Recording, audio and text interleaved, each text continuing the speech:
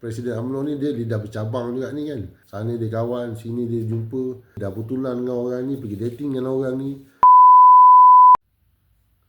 Assalamualaikum warahmatullahi wabarakatuh dan salam sejahtera, salam madani, selamat pagi semua. So seperti biasa, hari ini hari-hari yang ceria. So untuk itu kita ada juga melihat satu lagi trend dalam politik, terutamanya UMNO. Saya nak cerita pasal UMNO hari ini. Benarkah sebenarnya masih ada dua blok dalam Barisan Nasional? Seperti yang kita tahu umum, ada grup presiden dan ada grup timbalan presiden. Juga berlaku benda ni dan sehinggalah ada orang ataupun orang luar yang mengambil kesempatan di atas wujudnya dua blok ni. Okey, kita cerita apa blok yang ada ni. Blok pertama, version pertama, tak kira lah atas bawah, saya hanya cerita pasal blok ni.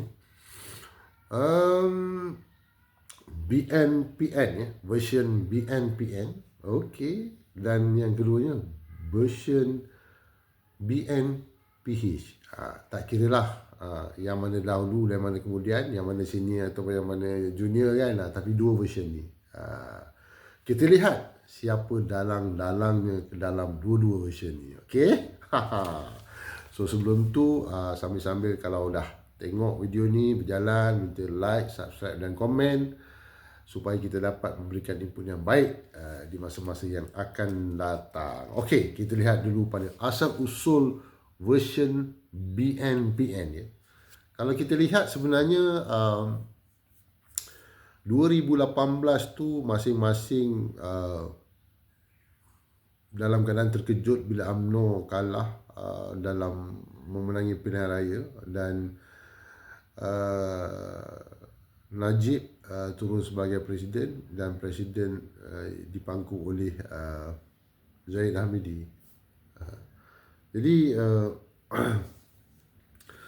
struggle dan survivalnya version Zahid Hamidi dalam memimpin UMNO pada ketika itu dalam keadaan yang sangat sukar, sampai ada satu masa jelas dan terang Tan Sri Muhyiddin Yassin dengar daripada arahan Tun Mahathir untuk mengharamkan UMNO, untuk melupuskan UMNO. Benda ni yang diperjuangkan oleh PMX Anwar Ibrahim, yang mengatakan yang kalau nak buang tu orang dalam parti itu sendiri ada sejarah dia, tak perlu kita lupuskan. Sebab Anwar Ibrahim sendiri bercakap Tun pun datang daripada UMNO, saya pun datang daripada UMNO, Tan Sri Muhyiddin pun datang daripada UMNO. Jadi kita tak perlu buang benda tu. Yang kita buang adalah pemimpin UMNO pada ketika itu.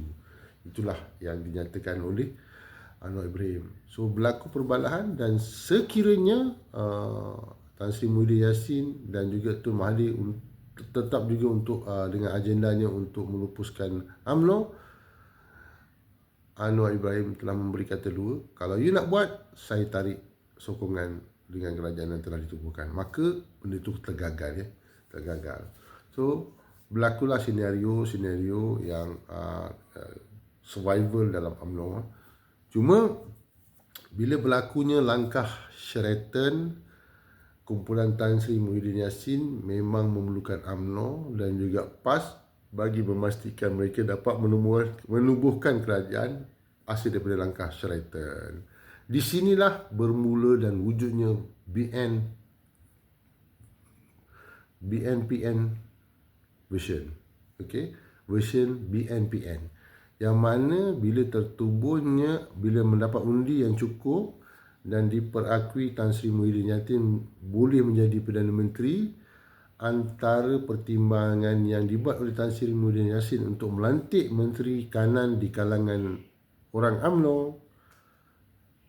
Tan Sri Muhyiddin Yassin telah memilih Ismail Sabri, KJ, Syamuddin sebagai Menteri Kanan dan bukan Presiden UMNO pada waktu itu, iaitu Zahid Hamidi, dengan alasan kata Zahid Hamidi ada kes mahkamah. So di sinilah wujudnya kalau kita nak dikatakan wujudnya version BNPN.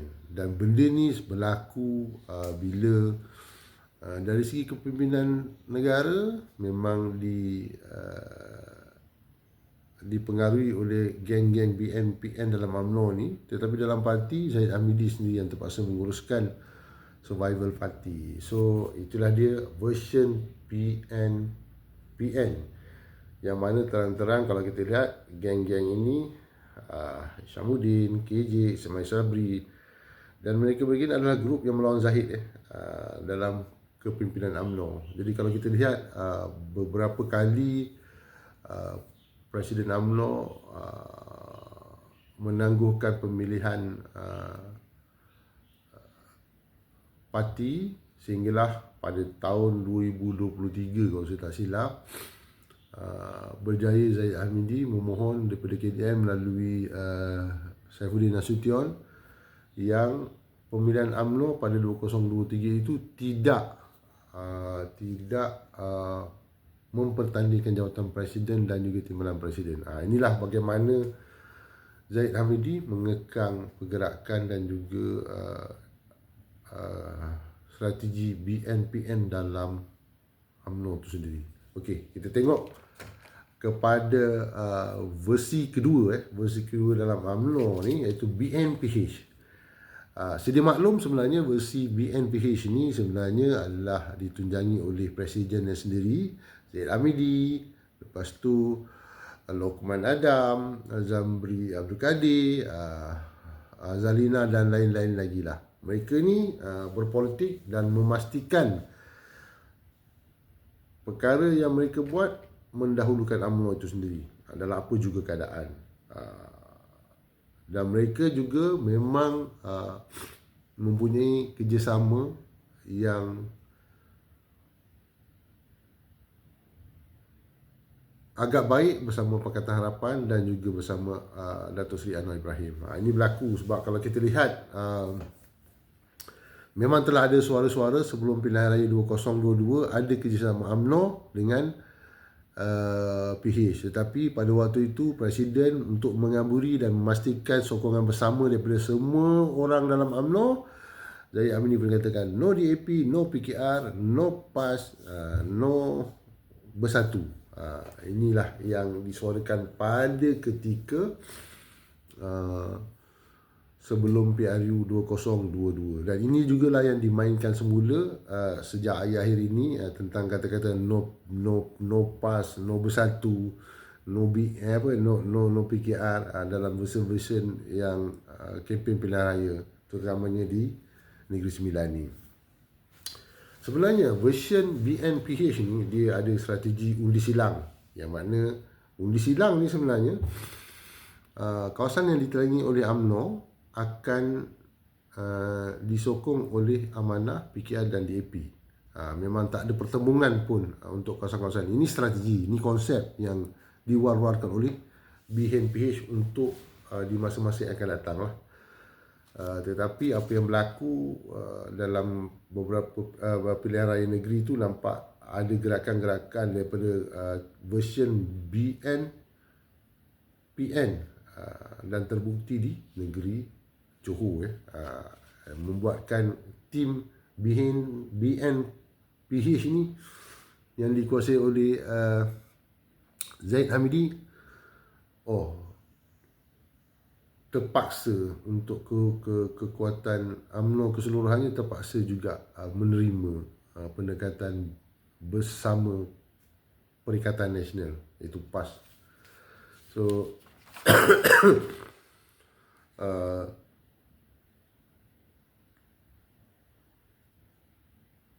kalau kita lihat selepas pilihan negeri Johor, banyak suara-suara version BNPN semakin kuat sehingga menarik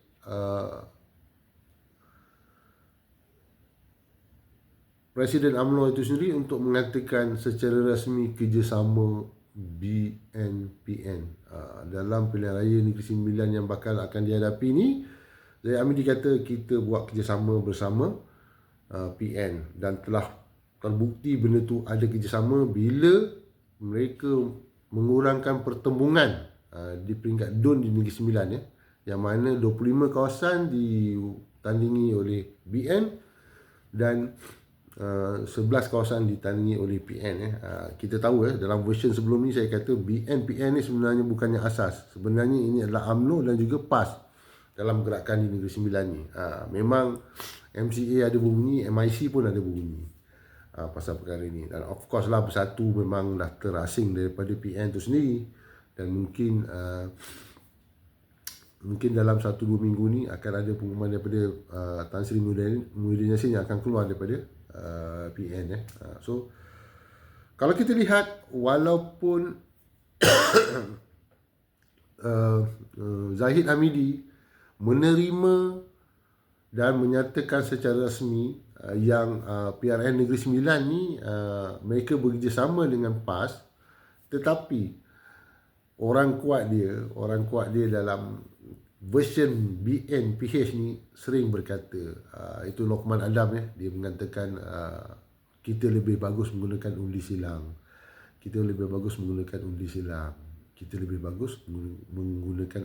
Undi silang ni adalah BN bertanding di kawasan yang tidak ditandingi oleh PH, dan penyokong Amanah, DAP dan PKR akan menyokong UMNO. So sebenarnya benda ini juga yang boleh mengikat pergerakan PH sendiri, sama ada untuk berjalan solo ataupun masih mahu meneruskan kerjasama dengan UMNO. Ini kadang-kadang ialah Presiden UMNO ni dia lidah bercabang juga ni kan. Sana dia kawan, sini dia jumpa, belakang dia buat hubungan sulit, belakang dia jumpa secara resmi, dah bertulan dengan orang ni, pergi dating dengan orang ni. So dari segi prinsipnya dia kurang sesuai dilaksanakan kerana ianya melibatkan keyakinan pengundi. Keyakinan pengundi pasukan mana yang mereka nak sokong kan. Dan untuk menyelamatkan keadaan tu, dia kata demi kestabilan negara, demi kemajuan negara, dan juga demi pentadbiran lebih stabil dan kuat. Inilah masa politik is dynamic. Alasan ini selalu digunakan untuk mereka berbincang, berjumpa, berdating, bercinta dengan siapa-siapa yang dia rasa ada kepentingan. Ini masalah UMNO. Begitu juga masalah yang berlaku pada PAS. PH seperti biasa memang stand alone, dan kalau ada orang nak bekerjasama, welcome. Itu saja. So ini yang berlaku. Dan kenapa geng-geng version BNPH ni masih lagi menyuarakan hasrat bersama PH, walaupun presidennya Zahid Hamidi mengatakan kita tengah bekerjasama dengan PAS. Tetapi ada juga panglima-panglima dalam tim Zahid Hamidi ni mengatakan kita masih lagi boleh melaksanakan undi silang. Undi silang ni maknanya BN disokong oleh PKR, Amanah dan DAP sekiranya tiada pertandingan bertembung antara dua grup ni. Ini yang masalah ni. Kenapa tim BNPH ni masih lagi menyuarakan hasrat ni, masih mengatakan konsep ini, walaupun sebenarnya Presiden Zahid Hamidi telah mengatakan kita mengadakan kerjasama dengan PN di Negeri Sembilan. Kerana mereka tahu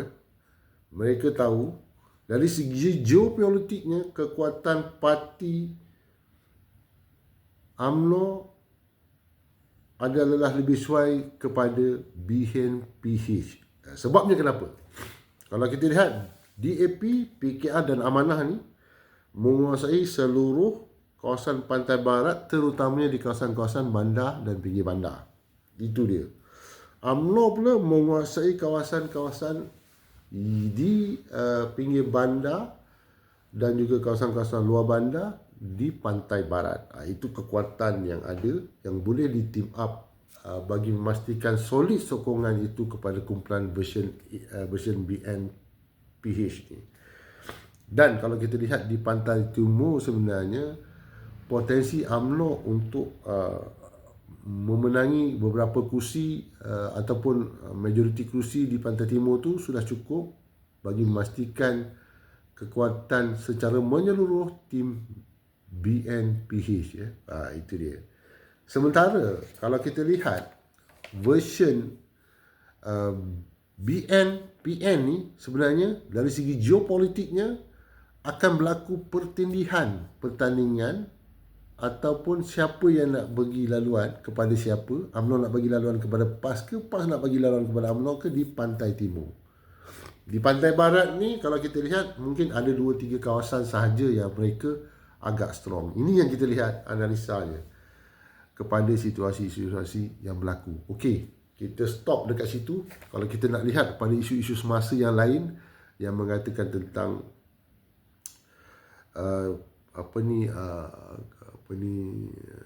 isu tabung haji yang berlaku, tentang siapa yang terlibat, siapa yang sakau, itu adalah isu-isu semasa yang sebenarnya bukanlah jadi asas kepada kekuatan semua parti.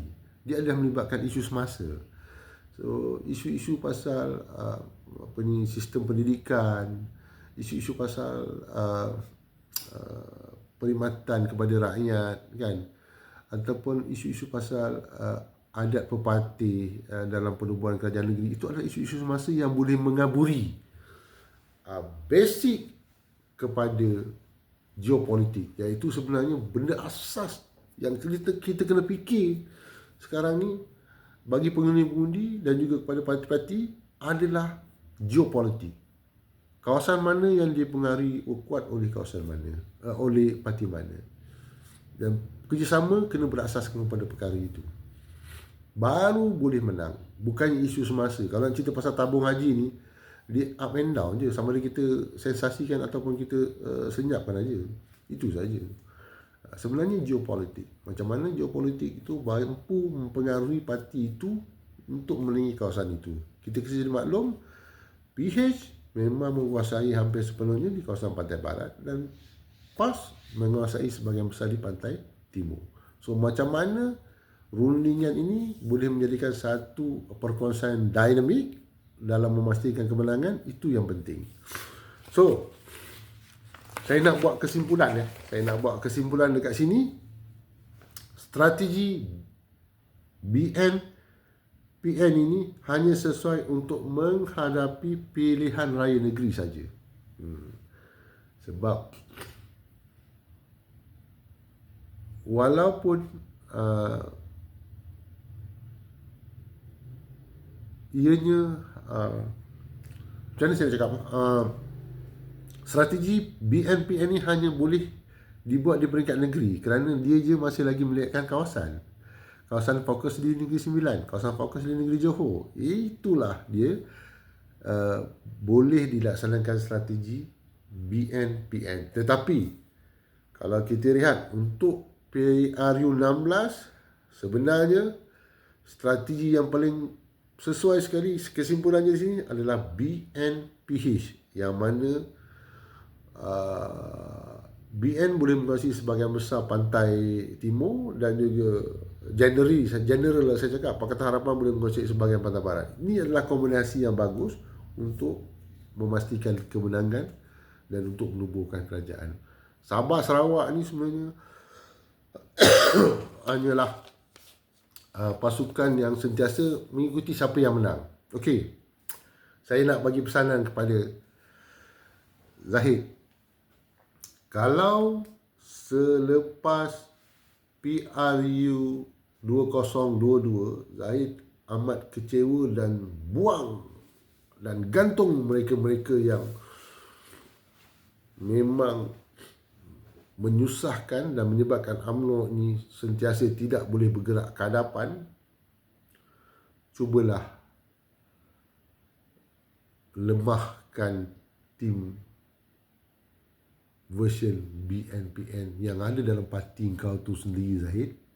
Kau tengok balik geng-geng Syamuddin, geng-geng KJ, geng-geng Ismail Sabri yang sekarang ni dah macam galak nak bercakap balik ingat kalau dia orang ni besok boleh membawa kepada kemenangan UMNO dalam mewujudkan kemenangan di peringkat PHRU, kau siap Zahid. Memang kau kena sembelih lah. Itu je cerita dia. Jadi sementara kau ada kuasa ni, pesanan aku senang aja. Kan? Nasihatkan dia orang, bubarkan je tim BN-PN ni supaya solid tim BN-PH dalam parti UMNO tu sendiri. Kalau payah-payah sangat seperti yang dibuat sebelum ni, digantung, dibuang keahlian, senang aja kan. Tak susah, bahasa mudahnya. Okay, faham-faham ya. So kepada yang melihat dan berminat dengan isu tim dalam UMNO, iaitu tim BN-PN, tim BN-PH, sila komen sila komen bagi memastikan kita terus memberi hiburan yang sensasi kepada era politik tanah air. Sekian, terima kasih daripada Wayang Tarbus. Assalamualaikum.